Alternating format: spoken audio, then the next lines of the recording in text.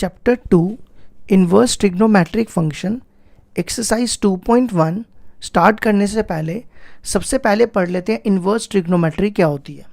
देखो, let y equal to sine x, ठीक है। नेक्स्ट स्टेप क्या करो, साइन को इधर ले आओ तो ये बनेगा sine inverse y equal to x. ये साइन उधर लाया हूँ तो ये बन गया साइन इनवर्स y, तो x हो जाएगा साइन इनवर्स y, ठीक है। अब हम पढ़ेंगे इनकी डोमेन और रेंज। इनकी डोमेन और रेंज क्या होती है। अब देखो यहाँ पे फंक्शन लिख दो। आपने 11th में साइन एक्स की डोमेन पढ़ी थी ना। साइन एक्स की क्या होती थी डोमेन, रियल नंबर्स, और रेंज क्या पढ़ी थी साइन एक्स की, -1 to 1, ठीक है। अब हम साइन इनवर्स की पढ़ेंगे, ठीक है। इनवर्स की देखो कैसे होगी, सबसे पहले आ जाओ साइन इनवर्स एक्स। देखो साइन इनवर्स एक्स की डोमेन जो होगी वो होगी -1 to 1, और जो रेंज होगी वो होगी -π/2 to π/2, ठीक है। इसी तरह कॉस इनवर्स एक्स की डोमेन होगी -1 to 1 और रेंज हो जाएगी 0 to π, ठीक है। अब आ जाओ next cot inverse. Cot inverse की डोमेन होगी रियल नंबर्स और रेंज होगी 0 to π। इसमें देखो 0 to π में क्लोज ब्रैकेट है। क्लोज ब्रैकेट का मतलब होता है कि 0 to π वाले के बीच वाले नंबर्स भी इंक्लूड है और 0 और π भी इंक्लूड है, ठीक है। और इस ओपन वाले का मतलब होता है कि 0 और π के बीच वाले नंबर इंक्लूड, लेकिन 0 और π इंक्लूड नहीं है, ठीक है। नेक्स्ट आ जाओ कॉट के बाद टैन ले लेते हैं। टैन इनवर्स की डोमेन होती है रियल नंबर्स और रेंज होती है ओपन ब्रैकेट -π/2 to π/2, ठीक है। फिर आ जाओ नेक्स्ट कोसेक। कोसेक इनवर्स की डोमेन होती है real number -1 to 1। Real number में से ये वाले नंबर निकाल के बाकी सारे नंबर्स जो बचेंगे वो इसकी डोमेन हो जाएगी। अब रेंज, इसकी रेंज होती है -π/2 to π/2 में से ये 0 निकाल दो, बाकी सारे -π/2 और π/2 में से 0 को छोड़ के बाकी सारे नंबर इसकी रेंज हो जाएगी। और नेक्स्ट जो आता है last, sec inverse. Sec inverse की डोमेन होती है रियल नंबर्स -1 to 1 और रेंज होती है 0 to π -π/2 निकाल दो। तो आपने सिर्फ ना रेंज याद रखनी है। एक्सरसाइज 2.1 में हमें सिर्फ रेंज की ज़रूरत पड़ने वाली है, तो आप सिर्फ रेंज याद रखो और इससे हम एक्सरसाइज 2.1 सॉल्व करेंगे। अब हम स्टार्ट करेंगे एक्सरसाइज 2.1। एक्सरसाइज 2.1 क्वेश्चन है फाइंड द प्रिंसिपल वैल्यू, और हमारे पास क्वेश्चन नंबर 1 दिया है साइन इनवर्स -1/2। अब देखो कैसे करेंगे। सबसे पहले आपने देखना है साइन जो है वो 1/2 कब होता है। देखो साइन 30 पे 1 होता है, 1/2 होता है, तो 30 को लिखते हैं π/6। साइन 30 पे कितना होता है 1/2, तो पाई हो गया 180। 180 को 6 से डिवाइड करोगे तो कितना आएगा 30, तो 1/2 की जगह लिख दो साइन π/6, ठीक है। साइन इनवर्स, अब अगला स्टेप क्या करो, ये माइनस ना अंदर ले जाओ। आपने ये फॉर्मूला तो पढ़ा है ना, साइन -θ इक्वल टू -sin θ, पढ़ा है ना। तो क्या करो, देखो -sin θ क्या हो जाएगा, ये देखो -sin θ, साइन -θ, तो आपने क्या करना है माइनस को अंदर ले जाना है, ठीक है। अब आपने देखना है क्या ये दोनों ये इन्वर्ट्स में है ना, हम इनको काट सकते हैं ना, लेकिन पहले आपने इसकी रेंज चेक करनी है। देखो साइन इन्वर्ट्स की रेंज मैंने आपको बताई थी -π/2 to π/2, ठीक है। -π/2 to π/2 का मतलब हुआ -90 से लेकर 90 तक। तो आपने देखना ये है π/6, ये हो गया -30। क्या -90 और 90 के बीच में -30 आएगा? बिल्कुल आएगा ना। -π/2 और π/2 के बीच में -π/6 आता है, तो आपने क्या करना है, अगर आ रहा है तो आपने साइन और साइन इनवर्स काट देना है, तो सीधा लिख देना -π/6। ये इसका आंसर आ गया। ठीक है, ये हो गया question number 1 complete. Question number 2 है cos इनवर्स √3/2। अब आपने देखना cos √3/2 कब होता है, cos 30 पे कितना होता है, √3/2। cos 30 पे होता है √3/2, तो 30 को हम π/6 भी लिख सकते हैं। ठीक है, तो आप √3/2 की जगह लिख दो cos π/6। अब आपने ये cos इनवर्स cos काटने से पहले चेक करना है इसकी रेंज कितनी है। इसकी रेंज थी 0 to π। 0 और 180 के बीच में ये π/6 हो गया 30। 0 और 180 के बीच में क्या 30 आएगा, बिल्कुल आएगा। तो आपने क्या करना है, cos इनवर्स और cos काट देना है, तो यहाँ लिख देना π/6। अब यहाँ पे ना अगर आपको रीज़न देना तो लिख देना बिकॉज रेंज इसकी होती है 0 to π। ठीक है, और इसके लिए भी आप रीज़न दे देना, रेंज होती है इसकी भी -π/2 to π/2। ठीक है, ये हो गया क्वेश्चन नंबर 1 और question number 2 complete. Question number 3 है हमारे पास कोसेक इनवर्स 2। तो हमने देखना है कि कोसेक 2 कब होता है। देखो कोसेक 2 होता है 0 1 2 मतलब 30 पे। कोसेक 30 पे मतलब π/6 पे 2 होता है। ठीक है, तो यहाँ लिख दो कोसेक 2 की जगह लिख रहा हूँ, 2 की जगह कोसेक π/6। अब हमने इसको काटने से पहले इसकी रेंज देखनी क्या होती है। कोसेक की रेंज होती है -π/2 to π/2 और 0 छोड़ के।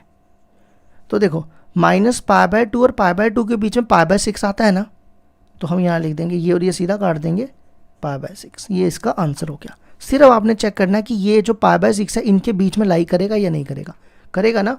ये -90 है और ये 90 है, -90 और 90 के बीच में 30 डिग्री तो आएगा ना। तो ये हो गया हमारा क्वेश्चन नंबर 3 भी कंप्लीट। क्वेश्चन नंबर 4 है हमारे पास tan इनवर्स -√3। तो सबसे पहले देखना है हमने √3 कब होता है। देखो tan 60 डिग्री पे √3 होता है, पाई हो गया 180/3 60 डिग्री। तो आपने √3 की जगह यहाँ लिखना है tan 60 tan π/3। ठीक है, फिर हमारे पास एक फॉर्मूला होता है -tan थीटा को हम ये भी लिख सकते हैं tan -θ। तो देखो माइनस अंदर भेज देना है, तो यहाँ पे भी अंदर भेज दो, ये बन जाएगा tan -π/3। ठीक है, अब अगला स्टेप क्या करना है, ये tan इनवर्स और tan देखना क्या कट सकते हैं। इसकी रेंज देखो क्या है, इसकी रेंज होती है ओपन में -π/2 to π/2। ठीक है, अब देखो ये है -90 to 90, -90 और 90 के बीच में -60 डिग्री तो आएगा ना, π/3 होता है 60 डिग्री। तो जब ये इसके बीच में लाई करेगा तो आपने ये और ये काट देना है, तो -π/3 लिख देना है और आपको रीज़न ये देना है। ठीक है, ये रीज़न दे देना। ये हो गया हमारा क्वेश्चन नंबर 4। अब आ जाओ क्वेश्चन नंबर 5 पे। cos inverse -1/2। तो सबसे पहले 1/2 देखो कब होता है, cos 60 डिग्री पे 1/2 होता है। cos 60 डिग्री पे क्या होता है 1/2। ठीक है, तो ये बन जाएगा cos π/3। अब हम बाकी में क्या कर रहे थे, माइनस को अंदर लेके जा रहे थे, लेकिन cos -θ जो होता है ना वो cos θ होता है। cos -θ जो होता है वो क्या होता है, cos θ होता है। तो माइनस तो अंदर जा नहीं सकता। तो आप ना याद रखो, अगर आपके पास cos इनवर्स हो या sec हो इनवर्स हो या cot इनवर्स हो, इन तीनों में से आपको ये दिखे और माइनस का साइन दिखे, इन तीनों में से अगर आपको कोई भी दिखे और माइनस का साइन दिखे, तो आपने कौन सा फॉर्मूला यूज़ करना है, पाई माइनस थीटा। कौन सा फॉर्मूला यूज़ करना है, pi minus theta. Pi minus theta का मतलब हो गया सेकंड क्वाड्रेंट। तो सेकंड क्वाड्रेंट में कॉस, सेक और कॉट तीनों नेगेटिव होते हैं। ठीक है, तो देखो क्या करना है आपने, मैं आपको बता देता हूँ, अगर आप इसको लिखोगे cos pi minus theta, cos pi minus theta होता है माइनस कॉस थीटा, क्योंकि कॉस सेकेंड क्वाड्रेंट में नेगेटिव होता है। तो आपने इसको लिखना cos inverse cos pi minus theta. Theta देखो कितना है, ये है हमारा थीटा π/3, ठीक है। तो ये बनेगा कॉस इनवर्स कॉस, अब इसका ना आप एलसीएम लो, मैं यहाँ ले रहा हूँ, इसका एलसीएम आएगा 3, तो ये बनेगा 3 pi minus pi, 3 pi minus pi कितना हो गया 2 पाई अपॉन 3। अब आपने ये दोनों काटने से पहले सबसे पहले इसकी रेंज देखनी है।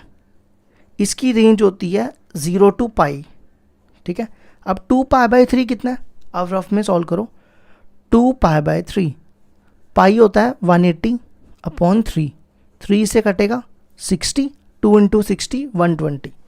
अब 0 और पाई होता है 180, क्या 0 और 180 के बीच में 120 आता है, बिल्कुल आता है। तो ये और ये काट के आपने सीधा लिख देना है 2 π/3, रीज़न ये देना है आपको। ये हो गया हमारा क्वेश्चन नंबर 5 भी कंप्लीट। अब इसके बाद आ जाओ क्वेश्चन नंबर 6, ठीक है। याद रखना पाई माइनस थीटा का फॉर्मूला सिर्फ कॉस सेक और कॉट में लगाना है जब माइनस दियो, ये भी ध्यान रखना, माइनस होना ज़रूरी है, नहीं तो सिंपल वे में। अब आ जाओ अगला क्वेश्चन है tan इनवर्स -1। तो सबसे पहले 1 कब होता है tan, tan 45 पे 1 होता है, 45 को आप π/4 भी लिख सकते हो, पाई हो गया 180, 180 को 4 से डिवाइड करोगे तो 45, तो 1 की जगह लिख रहा हूँ मैं tan π/4, ठीक है। अब हमारे पास ये फॉर्मूला भी होता है minus tan theta equal to tan minus theta, ठीक है। तो माइनस को अंदर लेके जा सकते हैं ना हम, ये बनेगा tan इनवर्स, tan माइनस अंदर चला जाएगा इसमें, ठीक है।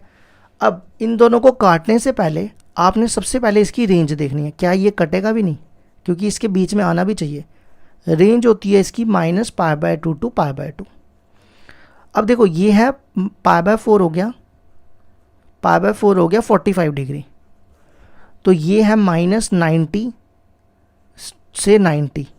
अब -90 और 90 के बीच में -45 तो 100% आएगा, तो फिर आपने सीधा लिख देना है, ये और ये काट के, काटना नहीं है आपको, डायरेक्टली लिखना है -π/4 और रीज़न ये देना है आपको। तो ये हो गया हमारा 6th भी कंप्लीट।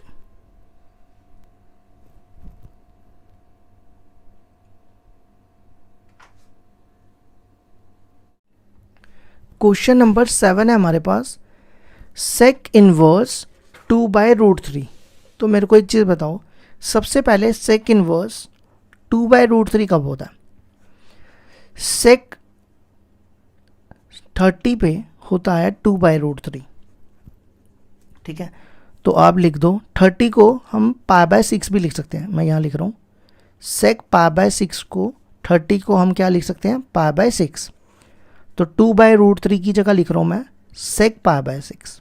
पाई होता है ना 180, 180 को 6 से डिवाइड करोगे तो 30। अब आपने ये दोनों काटने से पहले सबसे पहले सेक की रेंज देखनी है, क्या सेक की रेंज होती है 0 to पाई इंक्लूड होते हैं, और इसमें से -π/2 इंक्लूड, ये नंबर आपने इससे निकाल देना है। तो क्या 0 और 180 के बीच में 30 डिग्री आएगा, 0 और 180 के बीच में 30 आता है ना, तो ये और ये काट के सीधा लिख देना π/6, और रीज़न आपने ये देना है, ठीक है। ये हो गया हमारा क्वेश्चन नंबर 7 कंप्लीट। अब आ जाओ क्वेश्चन नंबर 8 पे। क्वेश्चन नंबर 8 देखो क्या दिया हुआ है, कॉट इनवर्स √3, कॉट इनवर्स √3। तो सबसे पहले देखो कॉट √3 कब होता है, कॉट 30 पे π/6 पे √3 होता है, कॉट 30 पे मतलब π/6 पे √3 होता है, तो √3 की जगह हम लिख रहे हैं कॉट π/6। अब ये दोनों काटने से पहले इसकी रेंज देख लो, क्या इसकी रेंज दी है आपके पास 0 to पाई ओपन में, तो 0 और पाई के बीच में π/6 हो गया 30, तो 0 और 180 के बीच में π/6 आता है ना, तो सीधा आपने लिख देना π/6।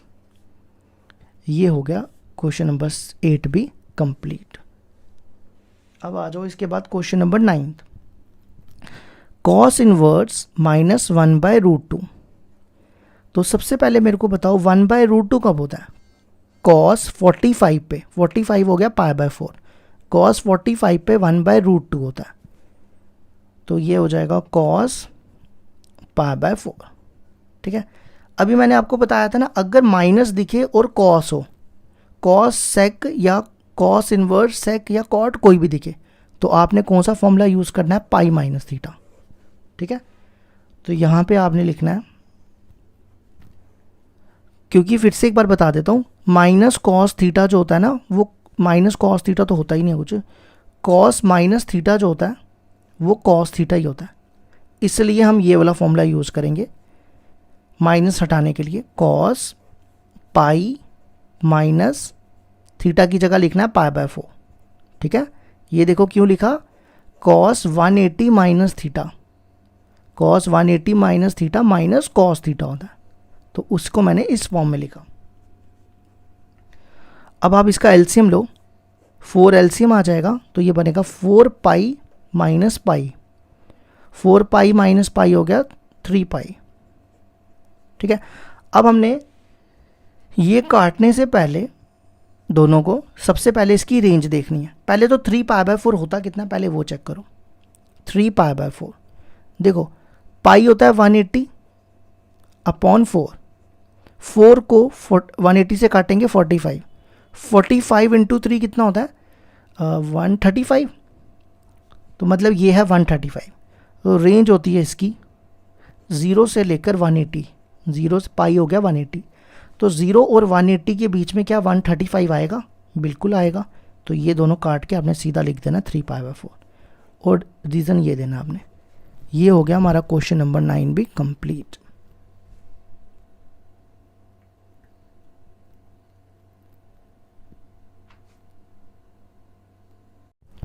क्वेश्चन नंबर 10 है हमारे पास, कोसेक इनवर्स -√2। तो सबसे पहले कोसेक जो है वो √2 कब होता है? देखो, कोसेक 45 पे, कोसेक 45 पे, कोसेक π/4 पे √2 होता है। ठीक है, कोसेक π/4 पे कितना होता है? √2। तो √2 को हम लिख सकते हैं कोसेक π/4। ठीक है, इसके बाद एक फॉर्मूला होता है माइनस कोसेक थीटा, को हम ये भी लिख सकते हैं कोसेक माइनस थीटा। ठीक है, तो ये बन जाएगा कोसेक इनवर्स, ये माइनस अंदर ले जाना है, ये बन जाएगा कोसेक माइनस π/4। ठीक है, अब मेरे को एक चीज़ बताओ, कोसेक की रेंज क्या होती है? मैं यहाँ लिख रहा हूँ, कोसेक की जो रेंज होती है ना, आपने रीज़न ये देना है, माइनस π/2 होती है ना, हाँ, -π/2 टू π/2, ये नंबर इंक्लूड करने हैं और इसमें से 0 नंबर एक्सक्लूड कर देना है। ठीक है, तो आप चेक करो -π/4 कितना होता है? -π/4 होता है 45, तो ये है 90, -90 और 90 के बीच में -45 तो आता है ना, तो ये और ये कैंसिल हो जाएगा, सीधा -π/4, और रीज़न आपको ये देना।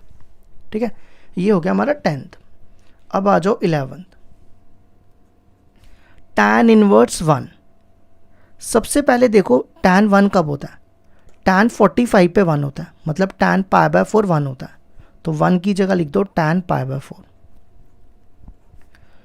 cos इनवर्स -1/2, cos 1/2 होता है cos 30 पे, नहीं 30 पे थोड़ा होता है, 60 पे होता है, हाँ 60 पे होता है।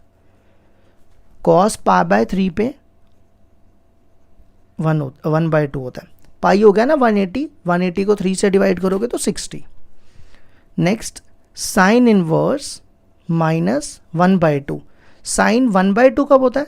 साइन 30 पे, 30 मतलब π/6, साइन 30 पे 1/2 होता है। ठीक है, अब देखो ये दोनों काटने से पहले टैन की रेंज क्या होती है, देखो मैं यहाँ लिख रहा हूँ, टैन की रेंज होती है ओपन ब्रैकेट में -π/2 टू π/2। तो -π/2 और π/2 के बीच में ये 45 है, मतलब -90 और 90 के बीच में +45 तो आएगा ना। तो ये और ये कैंसिल कर देना, सीधा लिख देना π/4। अब देखो फिर से नेगेटिव है, मैंने आपको क्या बताया था, अगर कॉस सेक या कॉट में माइनस आ जाए तो आपने क्या कौन सा फॉर्मूला यूज़ करना है, पाई माइनस थीटा का। तो ये बनेगा कॉस, माइनस हटाने के लिए जब माइनस होगा तभी याद रखना करना है, ऐसे नहीं, पाई माइनस थीटा, थीटा है π/3। साइन इनवर्स, साइन के लिए तो मैंने सिंपल बताया, माइनस को अंदर ले जाओ, ठीक है, ये बन जाएगा कॉस इनवर्स, कॉस इसका एलसीएम लो, ये बनेगा 3 पाई में से पाई गए 2 पाई। साइन इनवर्स और साइन कैंसिल हो जाएंगे, आपको रेंज पता ही है इसकी क्या होती है, और इसकी रेंज होती है 0 और 180। तो 2 π/3 कितना हो गया, 2 π/3 होता है 120। देखो कैसे ये कटेगा इससे, ये 60 इंटू 2 120। तो 120, ये 0 है, ये 180 है, 0 और 180 के बीच में 120 तो आता है ना, तो ये और ये भी काट दो। अब इन तीनों का एलसीएम लो और आंसर लिख दो। तीनों का एलसीएम कितना आएगा, 4, 3 और 6 का एलसीएम कितना आता है, जिसको नहीं आता उसके लिए मैं एलसीएम यहाँ ले रहा हूँ, 4, 3, 6। पहले 2 से करो, 3 आएगा, अब 2 से, अब 3 से, ऐसे ही लेते हैं ना, 3 2 ज़ा 6, 6 2 ज़ा 12। 4 को 12 से डिवाइड करो, आएगा 3 पाई। 3 को 12 से डिवाइड करो, 4 2 ज़ा 8 पाई। और 6 को 12 से डिवाइड करो, 2 पाई। तो कितना हो गया ये हो गया 11 पाई। 11 पाई में से 2 पाई गए, 9 पाई अपॉन 12। अब इसको 3 के टेबल से काटो, 3 4, तो आंसर आ जाएगा 3 π/4। ये आ गया हमारे क्वेश्चन नंबर 11 का आंसर, कितना, 3 π/4। ठीक है, अब आ जाओ क्वेश्चन नंबर 12 पे। क्वेश्चन नंबर 12 है cos inverse 1/2 plus 2 sine inverse 1/2। तो सबसे पहले बताओ कॉस 1/2 कब होता है, कॉस 1/2 होता है 60 पे, है ना, मतलब कॉस π/3 पे। 2 साइन इनवर्स, अब साइन 1/2 कब होता है, साइन 1/2 होता है 30 पे, साइन 30 मतलब 30 हो गया π/6। ये दोनों कट जाएंगे, सीधा π/3। अब यहाँ पे माइनस नहीं था इसलिए हमने नॉर्मल वे में कर लिया इसको, फिर ये और ये भी कैंसिल, π/6।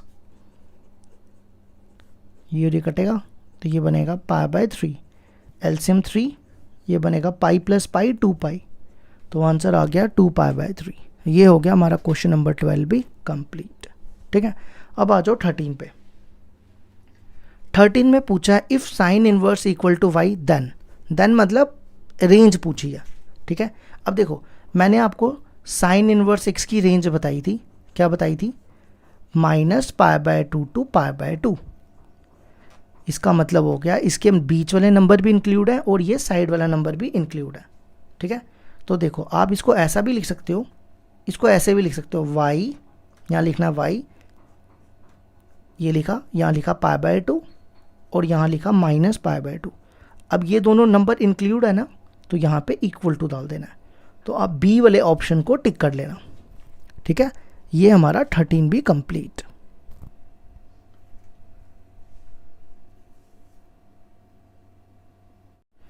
क्वेश्चन नंबर 14 है हमारे पास, tan inverse √3 minus sec inverse -2। ठीक है, सबसे पहले tan √3 कब होता है, tan 60 पे √3 होता है। ठीक है, सेक इनवर्स -2 कब होता है, सेक 2 होता है, ये भी 60 पे होता है, सेक 60। ठीक है, ये और ये कट जाएंगे, सीधा लिख दो π/3। अब देखो मैंने आपको बताया था ना, आपके पास अगर कॉस इन्वर्स होगा, सेक इन्वर्स होगा और कॉट इन्वर्स होगा, तो आपने कौन सा फॉर्मूला यूज़ करना है, पाई माइनस थीटा। ठीक है, तो आपने क्या करना है, यहाँ लिखना है सेक पाई माइनस थीटा, थीटा है पाई बाय 3। तो ये दोनों काट देने हैं, इसका एलसीएम ले लो, ये बनेगा पाई माइनस पाई बाय 3। ठीक है, अब इसका एलसीएम लो, इसका एलसीएम कितना आएगा, 3 पाई में से पाई गए 2 पाई। अब इन दोनों का एलसीएम लो, 3 पाई माइनस 2 पाई, ये बचेगा माइनस पाई बाय 3। तो ये ऑप्शन हो गया बी को टिक कर लेना। क्वेश्चन नंबर 14 भी कंप्लीट।